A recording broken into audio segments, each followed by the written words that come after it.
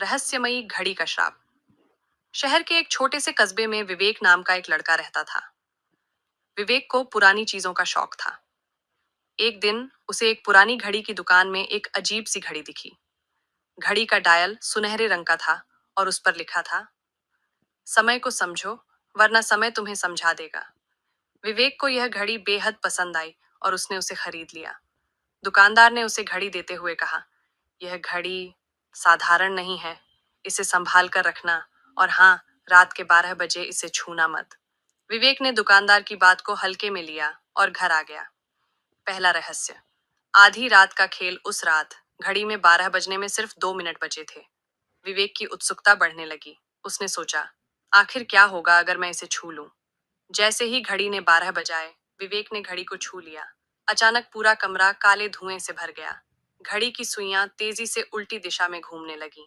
और फिर एक गंभीर आवाज गूंजी, तुमने समय को चुनौती दी है, अब समय तुम्हारे साथ खेल खेलेगा। दूसरा रहस्य। समय का उल्टा बहाव। अगली सुबह जब विवेक उठा तो उसकी घड़ी में तारीख 30 साल पहले की दिख रही थी। उसने खिड़की से बाहर देखा। उसकी गली में पुरानी गाड़ियां और लोगों के अजीब कपड़े थे। विवेक ने बाहर जाकर एक आदमी से पूछा, आज कौन सा साल है? आदमी ने जवाब दिया, साल 1994। विवेक का दिल दहशत से कांप गया। मैं 30 साल पीछे आ गया हूँ। तीसरा रहस्य। समय के दायरे में कैद। विवेक दौड़कर वापस घर आया और घड़ी को दोबारा छूते ही वही काली धुंध फिर प्रकट हुई। आवाज फिर गूंजी, समय से खेलोगे तो समय खेल बनाएगा। अब विवेक का जीवन एक भंवर में फंस चुका था। हर दिन वह एक नए समय काल में पहुंच जाता।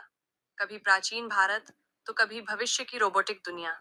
अब वह बस यही सोचता है, क्या मैं कभी अपने समय में वापस जा पाऊंगा? नैतिक शिक्षा। मॉरल। समय के साथ खिलवाड़ न करें, क्योंकि खोया हुआ समय कभी वापस नहीं आता। क्या आपको यह कहानी रोमांचक लगी? तो हमारे चैनल को लाइक करें, सब्सक्राइब करें और बेल आइकन दबाना ना भूलें।